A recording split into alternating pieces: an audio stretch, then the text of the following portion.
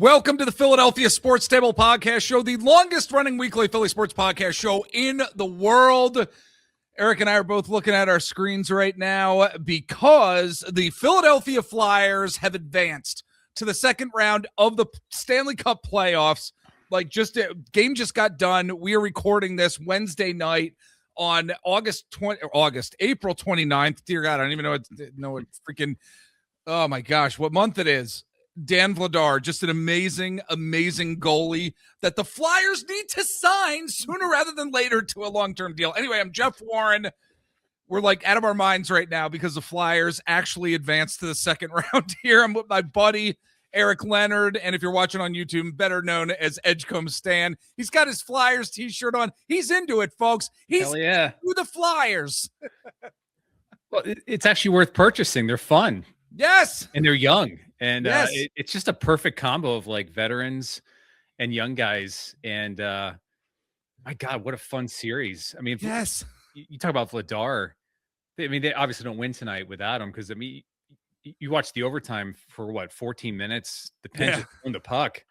And Vladar was standing on his head, Jeff. He was standing on his head in front of the net, folks. What does that mean? Where's that come from? You know? I actually don't know where it comes from. I should. I don't know where it comes from. Was there some weird Canadian guy you on his head in the 50s or something? And that. Maybe some circus act. I don't. Razzle dazzle. We're going to get in front of the net on our head. I know, but yeah, he was tremendous, and they got to re-sign him. The fourth line was awesome all night. Elmore pointed out, so did Scott Hartnell. And they just kept plugging away, and I sound like a hockey interview right now, but it's literally what they did. And I really thought Martone's goal was going to go. I thought Martone's shot was going in. The goalie just dropped the stick. Yes. It's amazing. But what a win. Really happy. Cam York. Gotta say, man. Getting it done at the end of the day. Well, and then also, I can't remember who was running interference in front of the goalie for Cam York's shot. Really helped the goal go in, let puck go in. But my God, what a fun series! I know they're going to be heavy underdogs against Carolina in the second round, but you know what? No one thought this team was going to make the playoffs. It's just one of those let's just enjoy this. They had to win tonight. Now I can breathe and enjoy this as a old head newbie Flyers fan. Yeah, there you go. Very excited. Can we just discuss quick? I know Scott Hartnell's a fill-in guy for Brian Boucher, right? For when he does color analyst. What's I'm obsessed with hair and hair dye. Yes. What's happening with Scott Hartnell's head?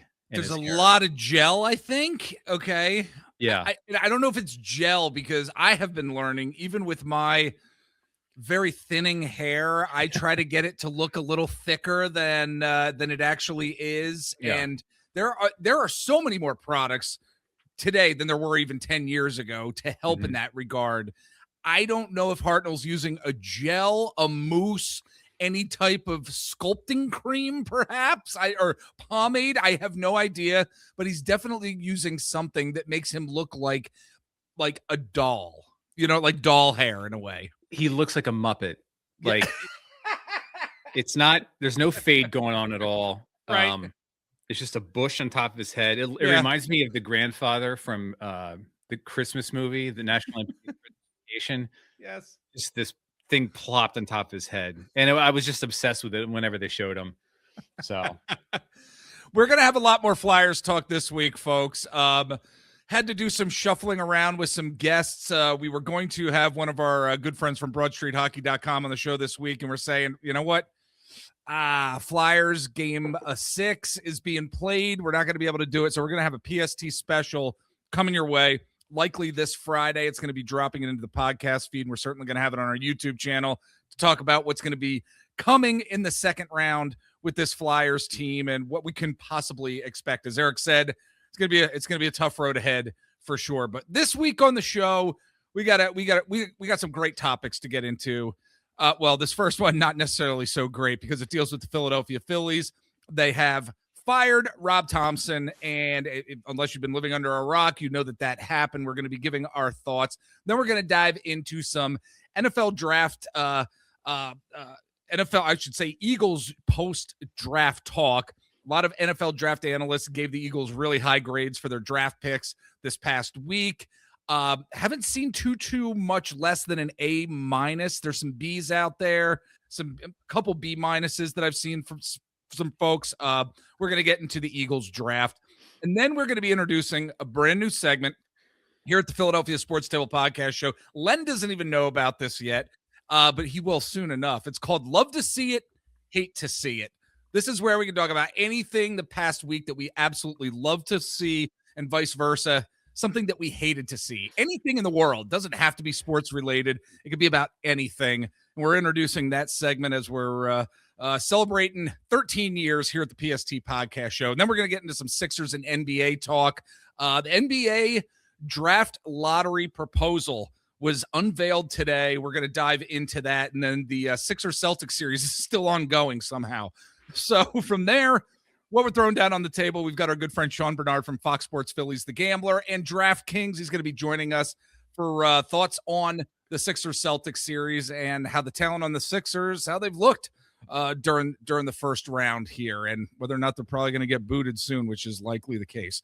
So that being said, we're going to get into all of that on the show. Eric, let's start really quick with the Phillies firing Rob Thomson.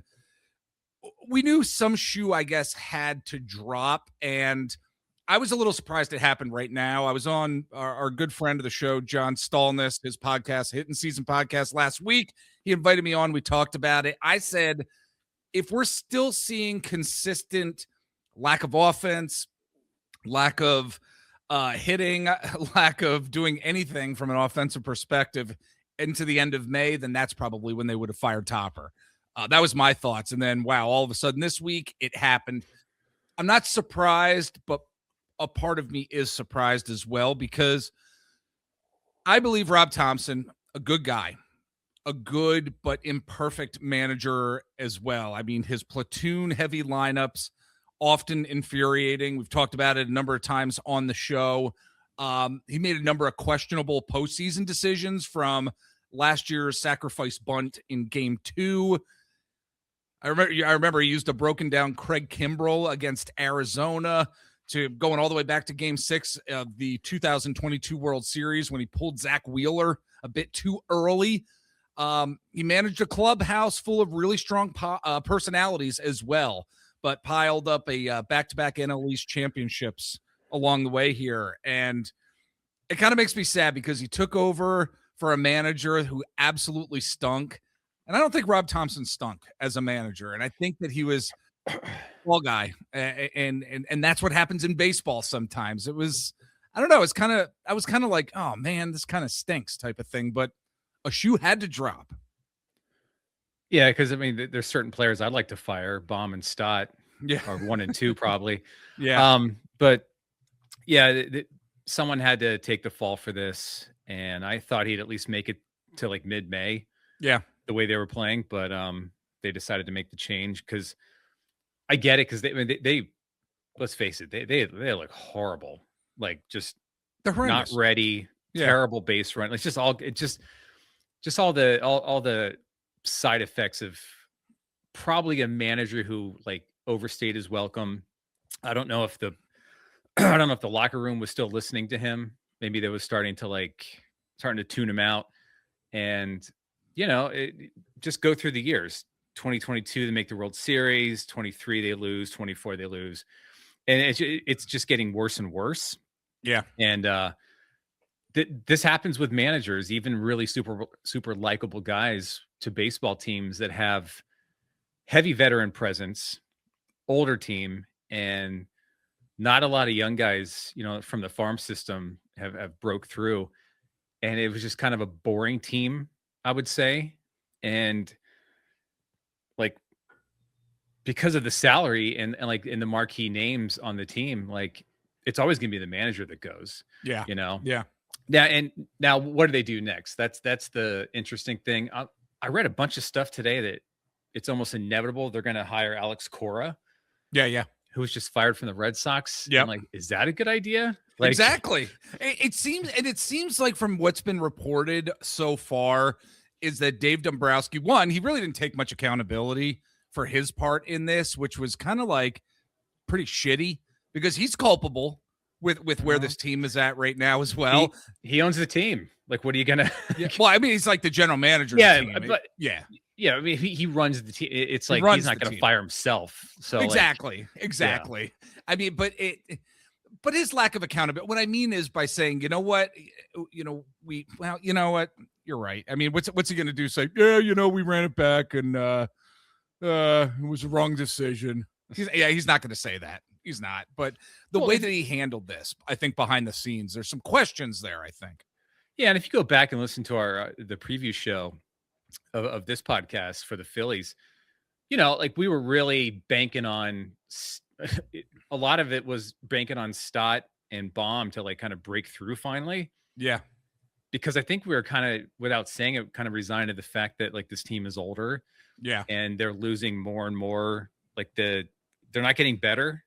Yeah. And like I predicted what? I didn't think they were winning the NL East, but they win 90 games, make the playoffs.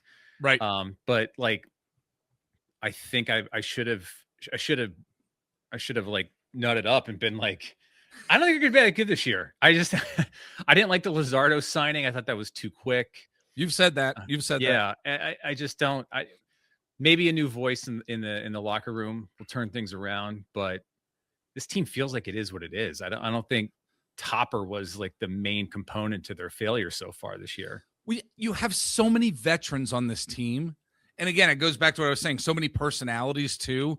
I wonder if it gets to the point, because we see this in football all the time. You can have a bunch of veterans, a bunch of players who are damn good at what they do on the field, on the ice, on the court, and things just don't mesh.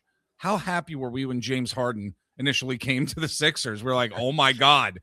But the shit just didn't mesh, and personalities clashed, and it just wasn't right.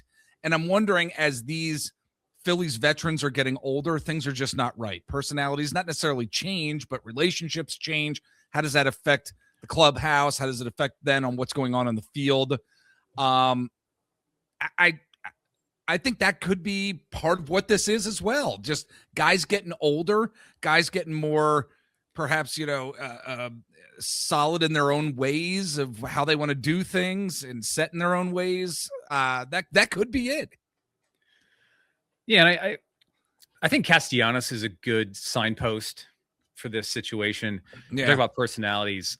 I think his teammates really liked him. Besides, like, despite the bullshit, I don't think Topper handled it extremely well, but he was also like the perfect example of an older player not performing anymore. Likable guy, liked by his teammates, but just wasn't performing anymore. And I feel like some of the veterans are starting not to perform anymore.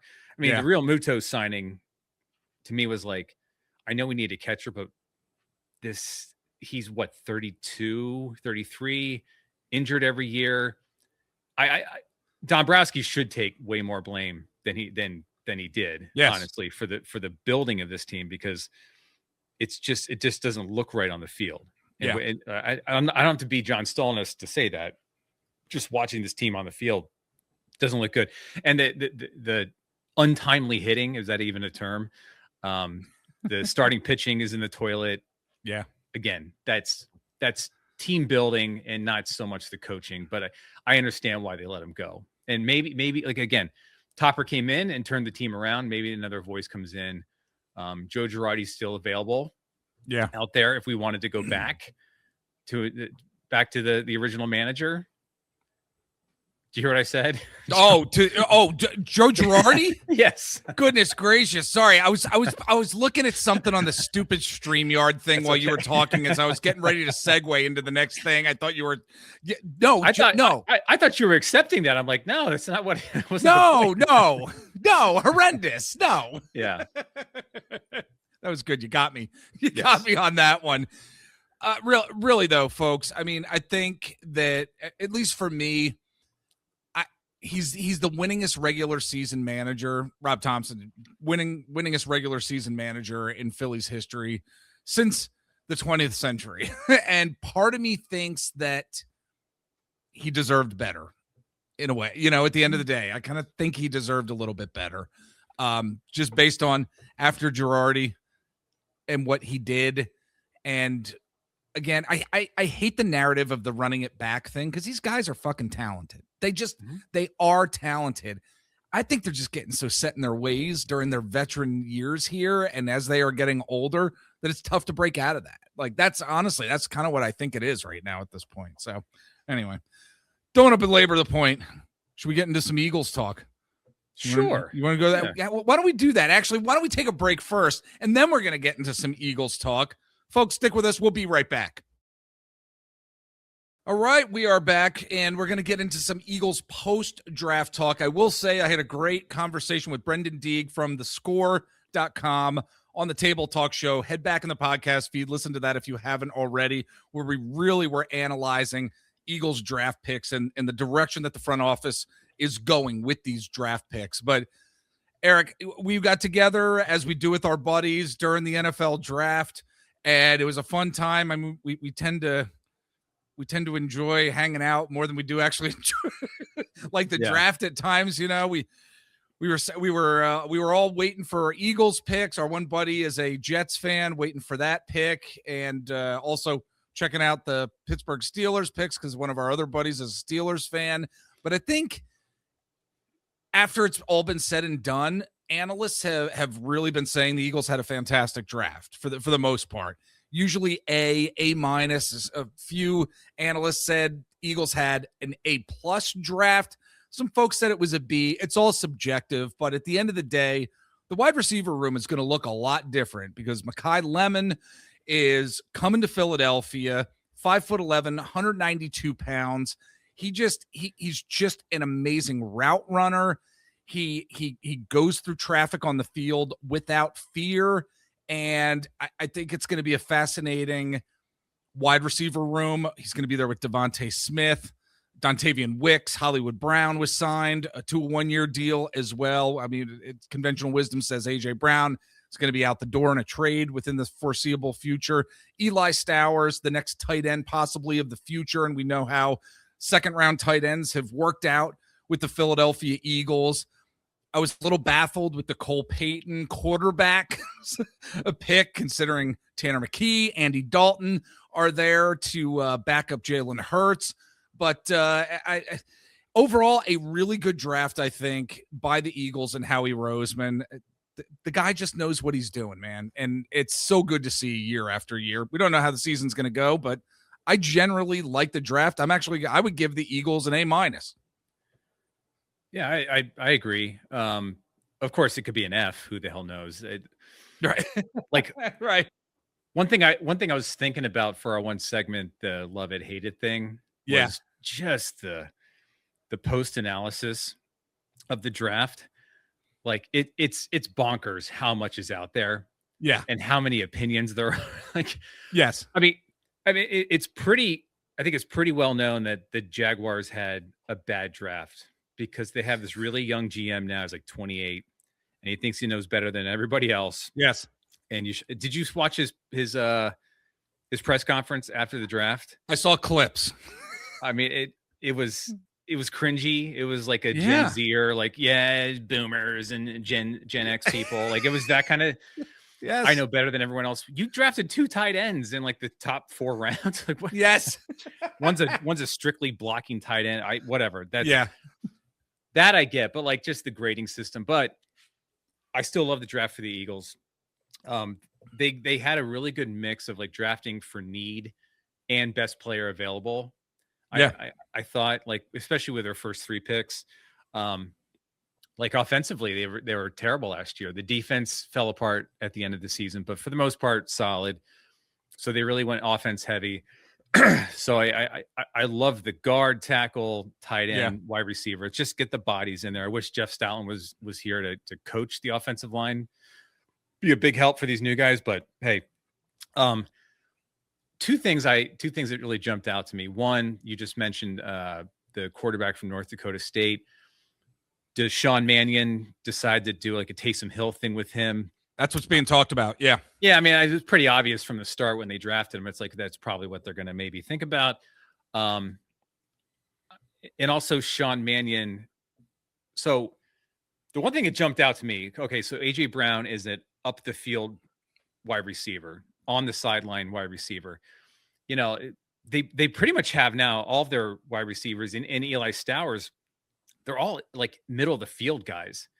And, you know, Poopa Holes was scared to death of the middle of the field. Never went heard there. That name in a while. Yeah, it was always on the outside. So I'm thinking Sean Mannion must have a game plan, or better get a game plan ready for going over the middle a lot more, you know? Yeah. And we know the challenges Jalen Hurts has had with throwing over the middle. I was just about to say that, like, yeah, but maybe you got to put some more faith into his hands. Maybe like a new offensive coordinator, new direction will help with that, with his confidence. But I really feel like that I think we're going to see a lot of that this offense, this season coming up, where the ball's going to be in the middle of the field a lot more, because they don't have the speed. If they do trade AJ Brown, they don't have a ton to go up the sideline. Yeah. You know, because I don't think Hollywood Brown is that guy, but for speed, but he's hurt every year. I have no faith that he's even going to be like part of the team at some point. Yeah.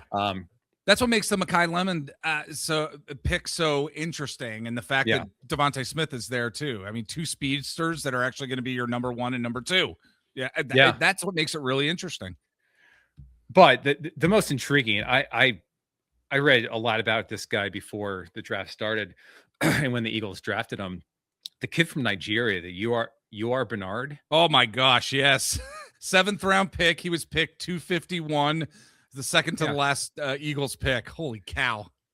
Everyone talks about Jordan Mailata. They took him in the 7th round. He was playing rugby, so he at least was playing something resembling football.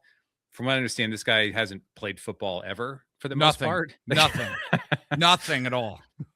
But I did see footage of him dunking basketballs, 36-inch verts, like just absurd.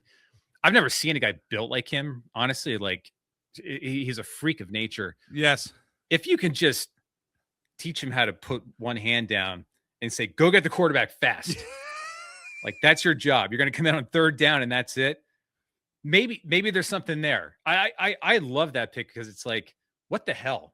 Like, you're a really good team. You win the NFC East every year, and you have a great roster. Take a flyer on the most ridiculous athlete I may have ever seen in a combine. Yes. What the hell? It's just like when I learned about him a little bit more, I was like, it kind of reminds me of the scenes in Forrest Gump where they're just like, give Gump the ball and he just runs. You know, it's like, all right, Mr. Barnard, quarterback, go. Yeah. Just go get him.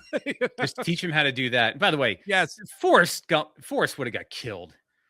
I mean, come on. Absolutely. It's ridiculous. Like, yes. Did you ever go back and watch some of those plays? Like, the whole team goes this way and then he goes. Yes. It's like, what's the other team doing? Like, because sometimes he's running like across the field to go to the sideline.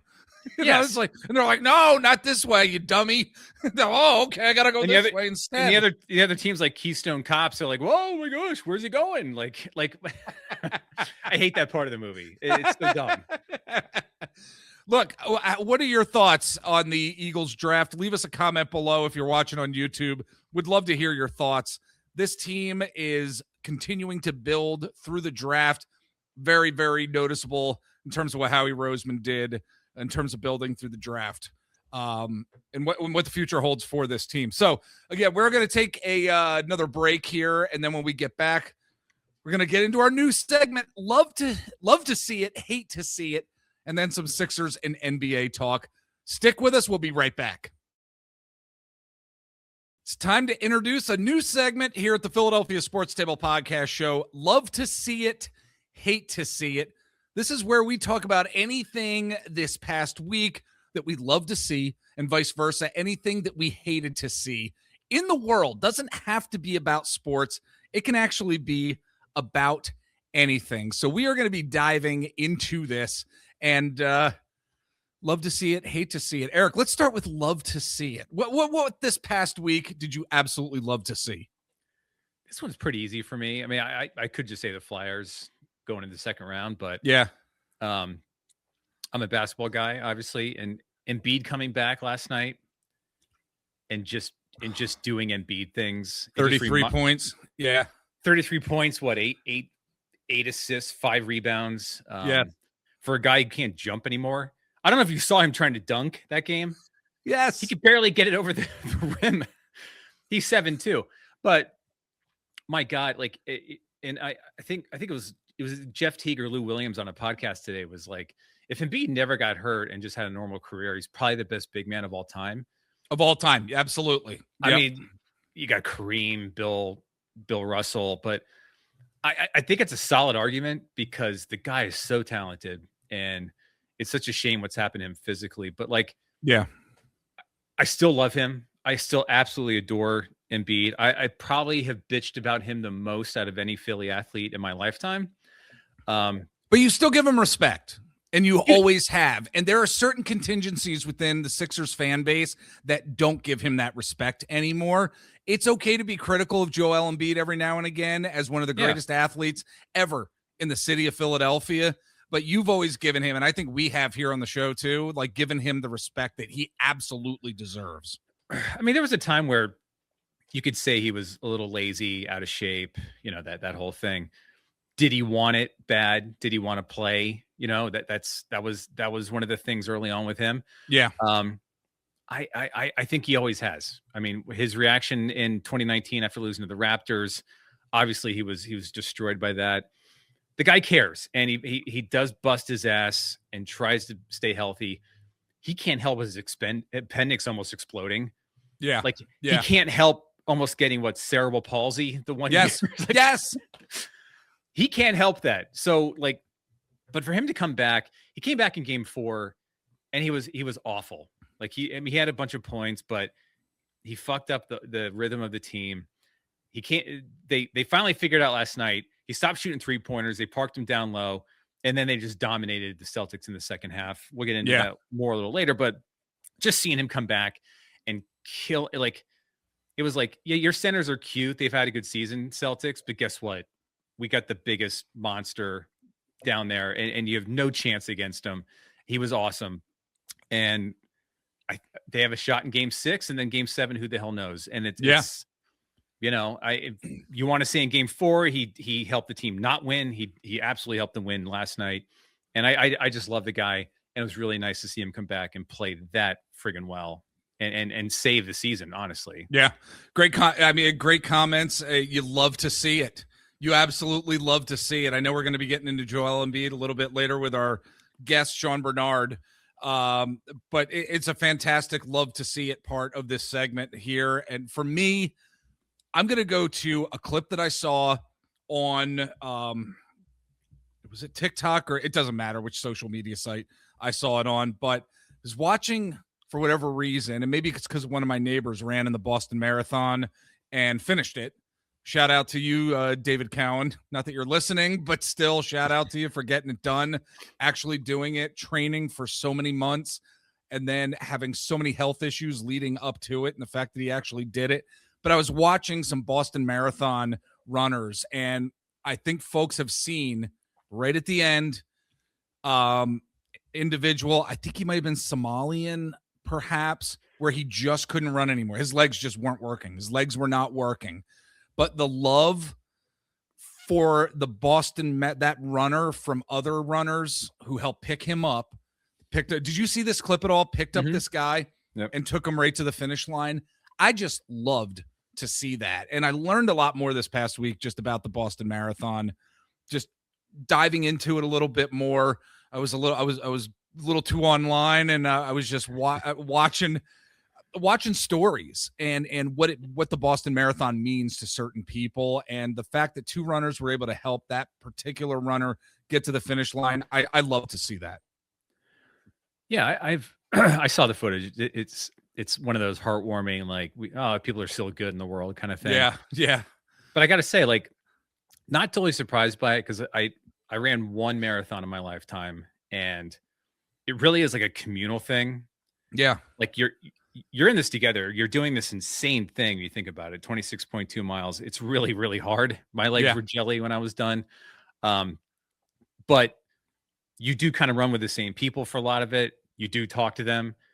You really do get like pats on the back, people on the side, and you're competitive. You want to finish. I mean, I was never going to win a marathon, but like, Yeah.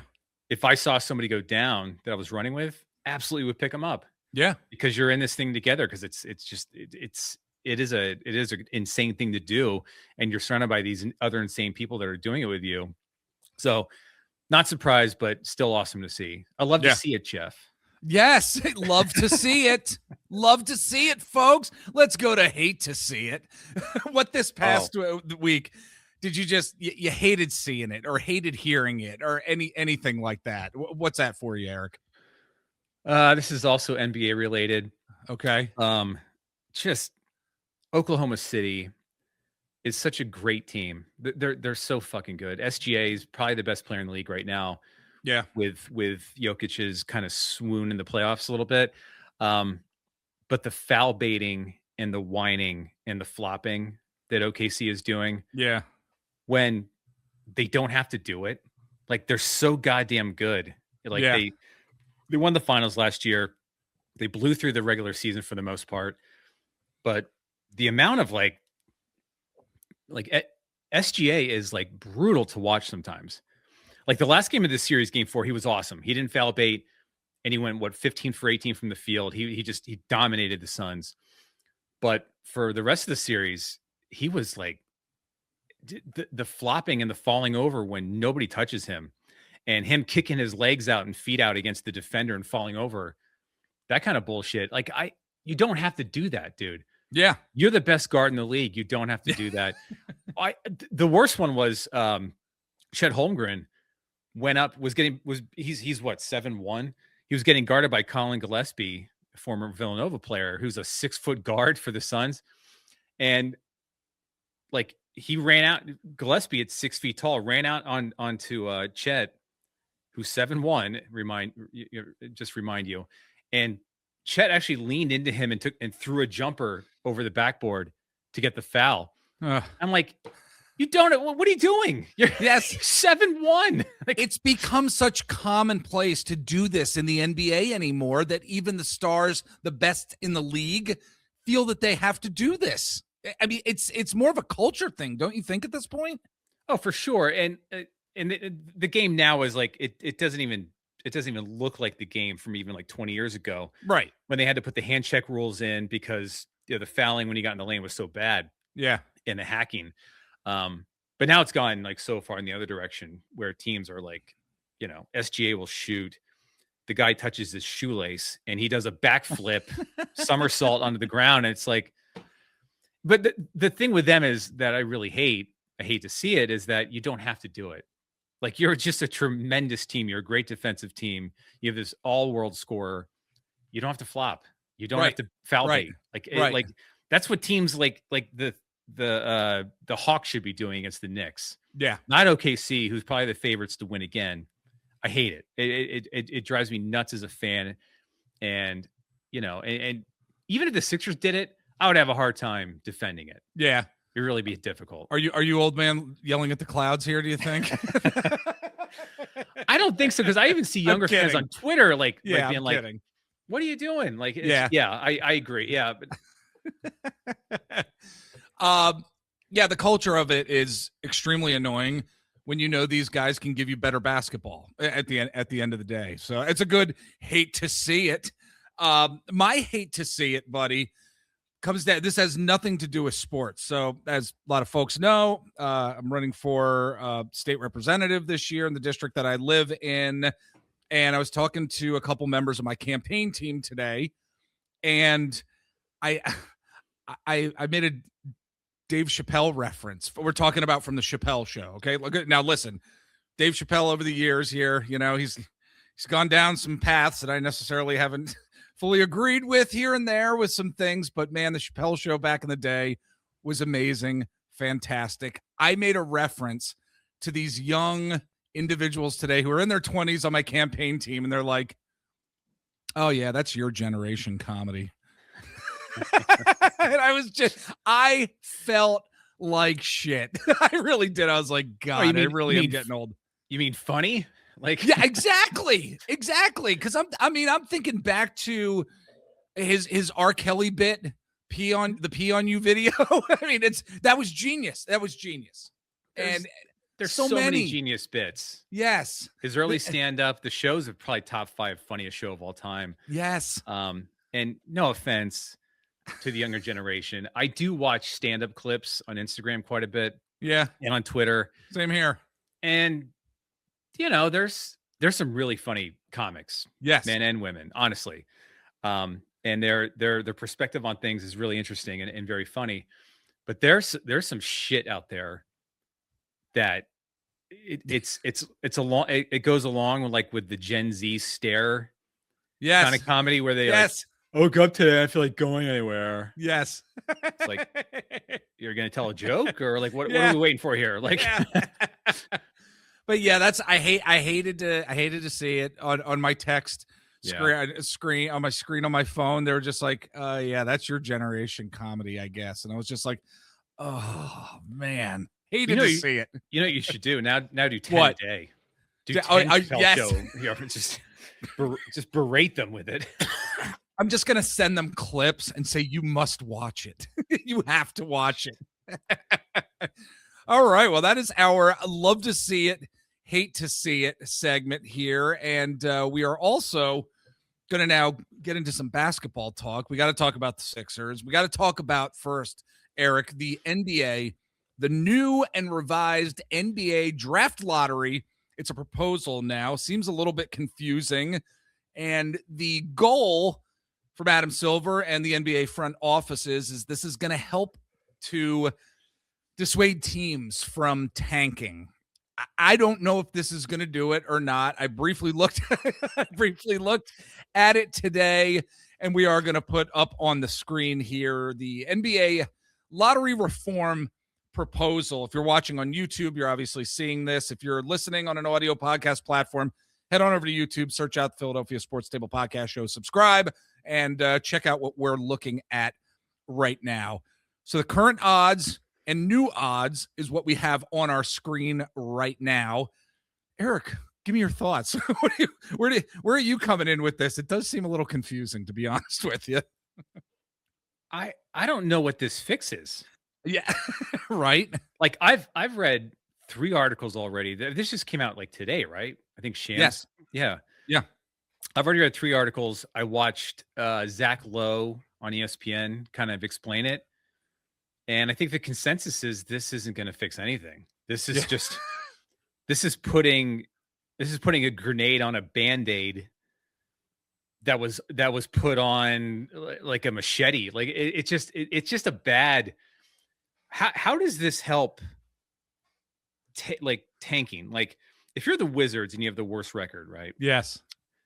Which I think they did this year, or whoever had it, Utah maybe.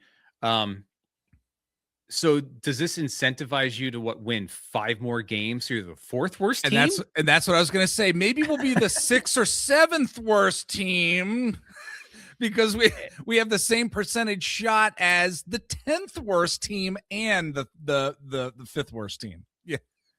It's really strange. And like if you're a legit bad team, right? Like Brooklyn. Yes. You're just a shitty team and your management makes really bizarre decisions. I'm not sure giving you 5.4% odds. Yeah. As opposed to the 8, whatever it is. Does that help the NBA at all? Like, it's not like teams aren't trying to build a team. I just don't understand how this helps.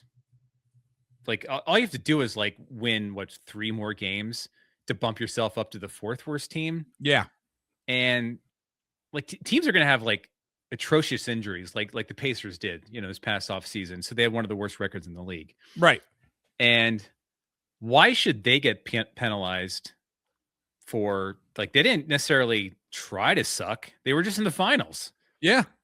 And this gives them 5.4%. They're not going to be this bad again next year, but it doesn't fix any. This is hokum, Jeff. as the older generation would say. This is bullpucky. Yeah, like okay, so the current odds started in 2019. You go back to 94 to 2018. I'm looking at it right now. Worst record was 25%, 20%, 15, 12, 8, 6, and so on and so on. Yeah. Why didn't that work? Like, what were they? I know the Sixers are probably the catalyst for the initial change in 2019. Yeah. But the Sixers didn't get any better. Right. And you're still going to see shenanigans going on. Like, I was thinking about it. The problem is I was going down this rabbit hole and I was getting confused. Like, how do you fix this? Because there's so many proposals. And I finally thought of it, and I saw this guy's tweet. I'm like, this guy said exactly what I'm thinking. Change it back now to the way it was in 94 to 2018. Like I just said, the 25, 20, and so on down the road, down the line. And don't let teams get top 3 picks in consecutive drafts. There you go. How hard is that? Yeah. And if a team is flagrantly, awfully tanking, like the Utah Jazz, like I might have broke rules in my opinion. Like they were tanking so obviously, taking players out in the fourth quarter. Yeah. Like then maybe add like a decreased revenue sharing with like the teams that are obviously tanking. Yes. Like Brooklyn obviously tanked. Utah obviously tanked.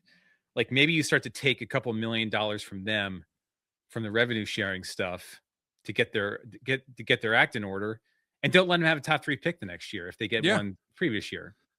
Because what about not that we talked about the not letting teams have a top 3 player, top 3 pick in consecutive drafts. What about not letting them have a top 5 pick too? Yeah, you know what I mean? Like I'm fine with that. Yeah. It just, I think there's a simpler solution to this, because Adam Silver has already hamstrung teams, even the good teams.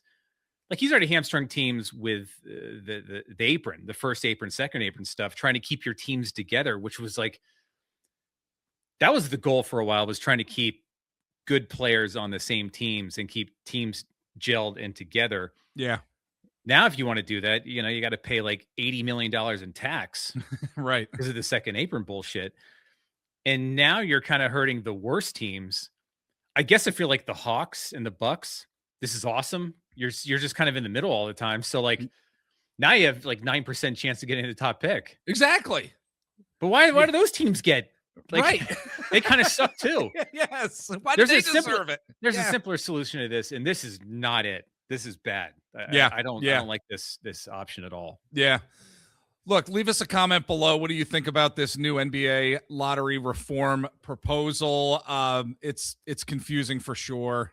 Again, let us know what you're thinking on YouTube here about this. And before we get to our interview with Sean Barnard about this Sixers-Celtics series, just wanted to give our thoughts, because I thought the Sixers would be gone by now. And as you mentioned earlier, Eric, because of the incredible play and because of the strength that is within him in terms of Joel Embiid, this team is now going to the next game. And there is a very real possibility, and while the percentage may be small, that the Philadelphia 76ers could potentially knock off the Celtics. There is a possibility that it actually could happen. And again, thanks to Joel Embiid's Game 5, 33 points that he put up. I'm just surprised. I'm surprised. I honestly thought they were going to get swept. I thought it was going to be sweep. That was going to be it, because this Celtics team has been on fire for most of the year, even dealing with, depth that we didn't think they had. And all of a sudden depth stepping up, the bench stepping up throughout the course of the season. I just thought they were going to kill the Sixers in the first round here. And it's not happening. Granted, a couple games, Sixers look like complete shit, but they're sticking around. They're fighting. They're being resilient here. So I think it's a very real possibility. Slim, but a real possibility they could advance to the second round. It's definitely a possibility. I even sprinkle a little cash on the Sixers to win the series. Ooh, baby. Plus 1,100, brother. Oh, my gosh. Yeah. We going Sizzler. But no, I mean, in like 2 minutes into the second quarter last night, I'm in 2 separate Sixers text threads. Yeah. And, we had already started what do they do this offseason? When did they fire Nurse? Is it right after the game? Right. Is Daryl Morey fired? Does that asshole Josh Harris sell the team? I still hope he does sell the team because he's a scumbag and not a good owner. I think I shot our thread that we're on with our buddies. I think I shot off a tag. I'm like, well, that's it. We're done. Yeah, we're done. It's over. And then all of a sudden, Embiid starts to go downhill in the third, and it's like, wow, holy cow. Well, and Nurse did a good job at halftime. He really made some adjustments. He said, hey, big man, go park your ass down low. Right. Stop with the goddamn threes. You're 1 for 7. And it completely flipped the game. And not just that, though. Whatever he said to them, they came out with juice in the second half. Yeah. VJ was playing tremendous defense. And I know we all hate Paul George, but Paul George was massive last night. Yeah. Like he kept Brown and Tatum in check for the most part. I think they had 50 points combined, but like they usually average, like in the series, it got to be averaging like 60 to 65. Yeah. Played phenomenal defense. I thought Missoula had a bad game. The Celtics coach, I thought Pritchard should have been playing a lot more. But regardless, the Celtics made some mistakes coaching wise and player wise, but this was the first game the Sixers kicked their ass. Yeah. Like that was the thing that jumped out. I was like, wow, we actually beat their asses in the second half to the point where the Celtics fans were leaving with 3 minutes left in the fourth quarter. It was like, holy shit. They thought they're winning that game. There's no doubt going into halftime. They let their foot off the gas. I'm sure they're going to come in looking to close this out, but I think it's going to be Friday night. There's going to be a rollicking crowd down in South Philly, and Maxey hasn't had the monster Maxey game yet. Like he's due for that. Yeah. We got the monster Embiid, monster VJ game, and just have not got the Maxey monster game. Maybe that's this game, and then, like I said, Game 7, it's wide open. Like anything can happen. I just pray to God Scott Foster's not coach or reffing in that game because then it'll really be fucked up. But PG's playing really well, Embiid's playing well, and I never thought I'd say that at this point of the season. Yeah, I know. But they're actually the keys to the series at this point because we need PG to keep playing that just tremendous, like 2015 level defense that he's playing right now. And like I said, if Maxey has one monster game and you get a couple fluke 3-pointers and in a Game 7, all of a sudden, like you're playing a Knicks team that not overly impressive, like in the second round. Right. I mean, I think that they beat the Hawks last night pretty badly, but they're not blowing my doors off here. So the East is wide open, which is why, like, just win tomorrow, please, God. Yes. So, I'm sorry, it'll be a Thursday night. Sorry. Yeah. But still, like, please win. Give us a chance. Make this fun. The Flyers just made the second round. Yes. Like I'm a suffering Sixers fan, as you know. Like it's been a rough 25 years, Jeff. Yes. It's pretty much. I know. I'm 50. It's been half my life. It's been rough. Like, oh my God. Break. Yes, give them a break, folks. Give them a break, Sixers. Well, that is gonna do it for us right now, and we're gonna get into our interview. Buddy, great talking to you. As always, great having you on. Any final thoughts before I let you go? Let's get fired up. Yes, Flyers! Yes. All right, folks. We're going to take a break, and when we come back, more Sixers Celtics talk coming your way. We got to get into this Philadelphia 76ers team in more detail, what this series with the Boston Celtics has looked like, and what could be the future of the Philadelphia 76ers after this season as well. We've got from Fox Sports Phillies, The Gambler, DraftKings, and he's just doing a lot of great stuff out there on the socials as well, at Sean_Barnard1 over on the Twitter/X. We've got our friend Sean Barnard, my friend. Thank you for joining us here, man. It's great to see you.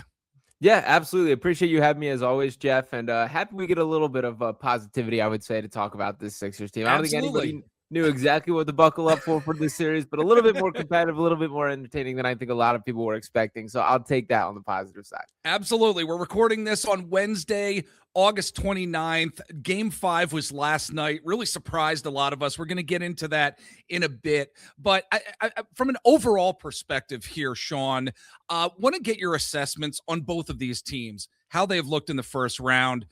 the Philadelphia 76ers, the Boston Celtics. I mean, the series has been interesting in certain ways, and other ways it's been predictable as well. Again, game 5 last night was really, really something to watch, specifically in the second half of that game in terms of the 76ers. But let's start with the Celtics here. What are your overall assessments with them, what you have seen thus far during the series? Yeah, it's been a pretty fascinating season for the Celtics as a whole. When you flash back to this, was largely like marketed and projected as a gap year for this team, that there were not the expectations that they would be contending. And then it's a ton of credit to Joe Mazzulla and Jaylen Brown, with those guys really leading the charge for not allowing the standard to slip and still being one of the best teams in the NBA from start to finish this year. And obviously allowing the team to stay afloat to where Jason Tatum could return and give this team a shot at competing right there. So I think you have to view this season as like a massive success for the Celtics, regardless of how it ends. With that being said right there, I don't think this is a Celtics team that stands up to some of the past years. Like when you look around at some of the other guys, the Sam Hausers, the Baylor Shireman's, there's talent. Like this is still a very good basketball team, but I do not think it's quite to the level of like what others were. Now, with that being said, the Eastern Conference is wide open. There's certainly a world where this team wins the whole conference, and I sound like a little bit of a talking out of both sides of my mouth right now. But overall, they live and die with a 3 at a really incredible level, and they've got a ton of shooters and have had success with it. But I don't love that model for a team, but they've obviously had their success. They do. I honestly, I really do. Part of me thinks this it's not just about talent, but it also comes down to coaching as well. Would you agree with that? Oh, absolutely. And Joe Mazzulla, I mean, he's straight up one of the best coaches in the league. And like the level, the standard, the environment, the identity, however you want to phrase it, he's really established that within an organization, which is really hard to do in the NBA, particularly like the context of how he was brought to this team, really only getting that opportunity after Ime Udoka was fired and nobody really having an idea of who is Joe Mazzulla. That level of competitiveness that he's established, I think it speaks volumes to the whole organization. It really does. Now let's shift our attention to the Philadelphia 76ers here. From an overall perspective, your assessments in this first round on how the Sixers have really performed overall. Yeah, they've had 2 embarrassing games, and the others I've been really thrilled with, is probably how I would chalk it up in like a short phrase right there. I think all season this has been sort of a theoretical basketball team that you can see the vision, you can see how it's designed on paper, but there just has not been the sample size of watching them play together, watching these guys complement each other on the floor. But there are the flashes, and I thought game 5 right there, the most recent matchup, like that was a perfect example of it. Of you have Joel Embiid. There's still nobody in the NBA that can guard this guy one-on-one. You drop it to him in the post. You either throw doubles at him or allow him to drop 33 or 60 points if you don't start doing it sooner. So you see the vision for what this team can be. I think they're a little shorthanded from the bench unit, and I think that falls on Daryl Morey's shoulders right there. But ultimately, like, this is still a good basketball team, even though a lot of people have gotten sick of it in this city. Yeah, you're absolutely right. They are a good basketball team. Not necessarily, not by any stretch of the imagination, great, but there is talent on this team, and I wish there was, I wish we had our own Mazzulla, Nick Nurse, who knows what's going to happen to him at the conclusion of this season, and we may get into that here in a bit. But you mentioned Joel Embiid, you mentioned the fact that he dropped 33 points in Game 5. I mean, the guy is just still unbelievable in terms of the talent that he has within him. Look, he did struggle in the first half of Game 5, but then came on strong in the second half. Once they got him going downhill, that second half really ended up changing for this team. I mean, he's been through a recent surgery, as we all know. The guy is just incredibly resilient, Sean. How are you looking at Joel Embiid and assessing him here in the playoffs and really what he inevitably means for this team? Yeah, I think Joel Embiid will forever be one of the more misunderstood stars of this league right there. That I think whenever you think of him, or whenever, I guess, the public perception of him, it's all about the games that he missed, the injuries that he picks up. When the reality is, I think that should be the inverse of the perception there of, look at how much this guy's battled through. Look at the effort that he puts in to get on the floor. There's not a lot of players that 17 days removed from appendix surgery would be suiting up and playing 38 minutes for a team in a high leverage playoff game. And that's what Joel Embiid did. He just dropped 33 points in his second game back. And it's pretty absurd how he can just pick it up and find a way to really, like, this team, as much as everyone wants to turn the page and talk about, this is Tyrese Maxey's team and all these things, Joel Embiid is still one of the top 5 players in the league whenever he's close to 100% right there. Thought we saw that last night. I think the dude deserves a ton of credit for even fighting to get on the floor. And the level that he's playing at is far better than I could have expected was realistically possible. I think people need to understand that. And I just put up for, our those who are watching on YouTube, and I'll put it up again. Is he misunderstood?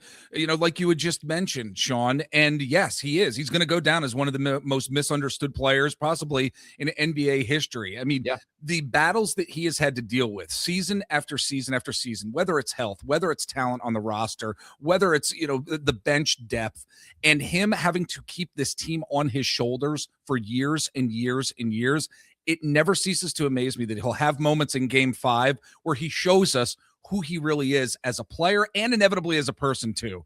I think we go 2 years ago, 3 years ago, he was the greatest athlete in Philly sports. And now the narrative with him, it really ticks me off, to be honest with you. And I'm not sure if it ticks you off too.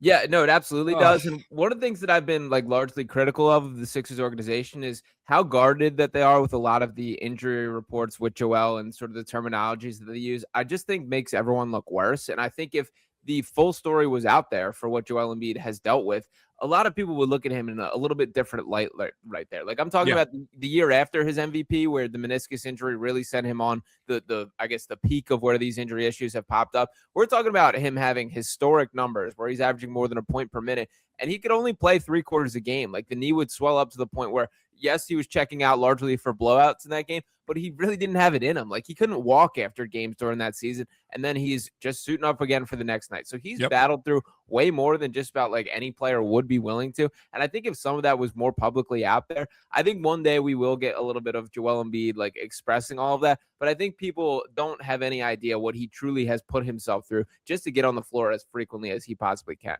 Completely agree with you. Leave us a comment below on YouTube. Let us know what you're thinking about Joel Embiid, his tenure on this team. We'd love to hear from you. Leave us a comment again on YouTube. And as we're moving along here with the conversation, I think it's fair to wonder how different this series may have looked if they had a healthier version of Tyrese Maxey, to be honest with you, Sean. I mean, because he's been able to give the Celtics trouble, even with a splint on, for the love of God.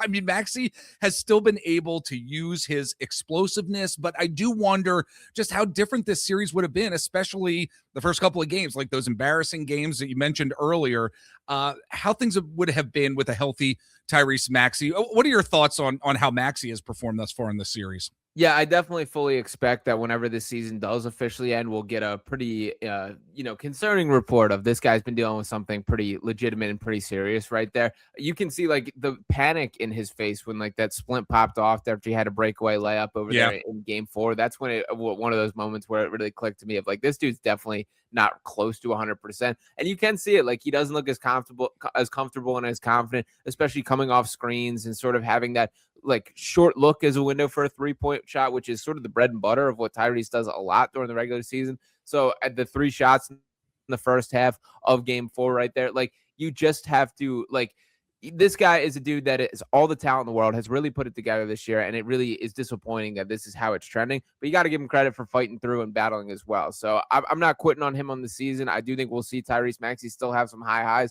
but he's certainly not the best version of himself. No, not at all. It's so disappointing that it seems every year the Sixers are in the playoffs, Sean. There's always one injury, now multiple injuries at times, that just take certain players out of what their game is, and we continue to see it year after year. There's not much that can really be done about it. Injuries happen in the NBA, and those teams that do not have the injury bug are the ones that are usually able to progress and get a little bit further into the playoffs. So that being said, we are going to take a break, folks. When we get back, we've got a lot more Sixers talk coming your way. Stick with us. All right, we're back with our good friend Sean Barnard. I love the Eagles mug right there as he was taking a little swig. Fantastic. And as we keep talking about this Sixers team here, I just want to kind of get into some of the players on this team within this series to let us know how you have been assessing them throughout this first round here. And again, folks, we are recording this on Wednesday, April 29th. By the time you hear this, who knows? Sixers might be out of the playoffs based on how things go here. But I think it's important to assess where these players are at right now within the playoffs. and what could potentially be happening in the future as well when we, reflect on the end of this season. So let's start with Paul George here. How have you been assessing him throughout this series? Yeah, I think Paul George is going to pretty consistently be a guy that grades in that B plus range for me. That he's never going to be quite what we kind of hoped would be the case as a max contract dude. Like when you picture that, that's a guy scoring 50 and leading the team in that charge. With all that being said, though, he's still a very helpful player, man. Like defensively, I think he's been excellent in this series, going toe to toe with the Jason Tatums and Jaylen Brown. He's really the only player with the size and skill set to be capable of doing that. And a large reason why he's here in Philadelphia is that specific matchup right there. He hasn't attempted more than 14 field goal attempts in any of these games. That's a little bit on the lower side of what I would prefer, especially when you talk about the injuries that Joel Embiid and Tyrese Maxey have been dealing with right there. But he's been efficient in those opportunities. He's consistently a plus on both sides of the floor. So he's a little bit underwhelming relative to what the expectations are. But largely, he's been very effective and very good for this team, I would say. All right. What about VJ Edgecombe? I mean, a little quiet in Game 5. How are you assessing VJ Edgecombe here in this series? I'll go B- for VJ Edgecombe right there so far. The biggest takeaway coming into this series or the biggest positive long-term takeaway was the experience that he's going to gain from this. There's been the moments where he really struggled. He obviously was unbelievable in the one game where he looked like the best player on the floor going toe-to-toe with Jason Tatum and Jaylen Brown right there. He's not afraid of the moment by any means, but there is a difference in playoff intensity, and we've seen him sort of be swallowed up by that for stretches right there. I thought the Game 5 performance was probably what I loved the most, and I know it didn't shine in the box score, but my biggest praise for VJ this year is he's become the glue to this Sixers team, that he can fill a variety of roles, and it can kind of shift that on a night-to-night basis, and I thought he put that on display in the most recent win right there. So I love VJ. I think it's going to be great for him in the long run. He's definitely had some concerning stretches where he hasn't quite delivered right there, but I think that's as expected for a 20-year-old kid playing a major role in the playoffs. Absolutely, dude. Year 3, year 4. Oh my gosh, I cannot wait. All right, let's go to Adembona. What have your thoughts been with him as you assess? And again, there are certain expectations for some of these players, and we know what those expectations are for the most part. But how would you assess Adembona at this point in the series? Yeah, I think it's been a mixed bag for Adem, and we've sort of seen Nick Nurse lean more heavily on Drummond as the series has progressed, which I think you can critique pretty strongly from the standpoint of Drummond has no ability to get out to the perimeter from a defensive standpoint, and they just want to stretch the floor. That Nikola Vucevic versus Drummond matchup is not one that I think is favorable. But for Verboda specifically, the flashes are there, and when it all clicks, it looks awesome. Like you see the vision of him switching, blocking shots at a loud level, but there's also the dumb fouls. The moving screens drive me crazy with him. So if I'm to slap a grade on it, I'll go C+ to be a little bit above average right there. But I think the short answer is like neither Drummond or Boner are exactly what you would hope for in a backup center role. All right, very good. And to close out this particular part of the discussion here, Kelly Oubre Jr. What are your assessments on him during this series? I'll go B- for Kelly. Okay. That I've largely been a Kelly Oubre Jr. supporter. I do appreciate he's a hard hat guy. He gives you what he's got. This is a series where I think he has hurt the Sixers for stretches, particularly on getting lost on the defensive end. That's probably the biggest legitimate gripe with his game is he's not a high IQ basketball player, that he doesn't have that sense of making, the rotation before the ball is there or making sure he makes the right read. I think he's been lost a couple times that have created some open 3-point looks on the defensive end, but he still brings it, man. He does a nice job of drawing offensive fouls. When he gets downhill and just attacks the rim with physicality, it's some of the Sixers' most effective offense right there. So I like Oubre. I've been overly sympathetic and I guess praising him more than probably the general vicinity there, but he has his flaws as a player, no doubt. Absolutely. It's going to be interesting to see when the season is eventually over, at whatever point that's going to be, what this bench is going to look like and what the talent is going to be. And I guess to close us out here, if the Sixers do not advance, which I think a lot of us believe will inevitably happen when you look at the talent on these teams and you look at how both teams are inevitably coached. I'm wondering, what do you think the first couple dominoes to fall with regard to the team, the organization might actually be, Sean? I mean, is it maybe Nick Nurse out the door, maybe Daryl Morey being let go perhaps? I mean, what are your thoughts on where the first few dominoes may fall?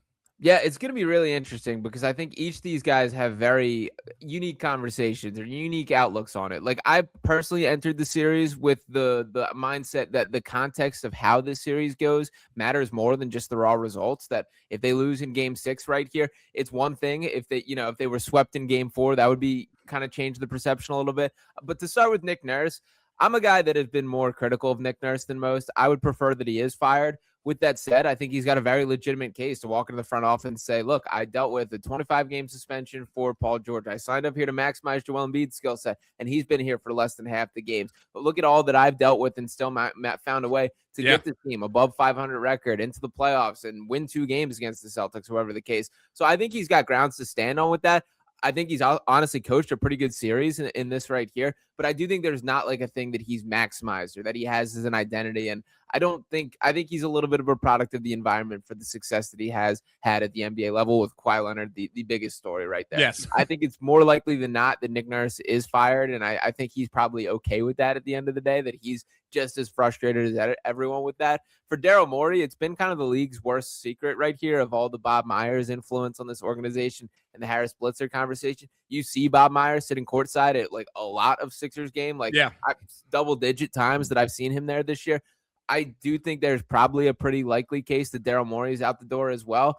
And then the Joel Embiid conversation has to be had as well, that I do think we're closer to that breaking point than has ever been the case in the past. It was interesting to me to see the way that Embiid answered the questions about his relationship with management after his first game back. And to his credit, he took the high road, sort of ignored that. But it does feel like there's a bit more breaking there than behind the scenes. But then again, if you're going to change the management overall, maybe all of a sudden that relationship starts to repair itself. So there's going to be a lot of conversations, a lot of dominoes. I think each of these have sort of, relationships with each other and how things trend, but there's going to be some major turnover this year. Pretty much any way you cut it is how I look at it. Absolutely. Look, as we talk on this podcast show and have for a number of years, relationships in sports, it determines whether or not teams and players and coaches fail or they succeed at the end of the day. So that being said, he is Sean Barnard from Fox Sports Phillies, The Gambler, DraftKings as well. My friend, it was great to have you on. Let folks know where they can follow you on the interwebs out there if they want to connect with you. Yeah, appreciate you having me as always, Jeff. And you can check out my written work on Crossing Broad and DraftKings Network there. Got some pretty pieces I like coming out from the Crossing Broad website right there. So make sure to tap into those. You can follow me on Twitter or X at Sean_Bernard1. Check out Sixers Digest and Pick Swap Media on YouTube and a ton of other awesome stuff. So make sure to tap into all that. How could I forget Pick Swap Media? It's been one of my favorites over the years. You guys do a great job over there. So that being said, my friend, come back, join us at some point down the road. I'd love to have you back on the show. Absolutely. Appreciate it, Jeff.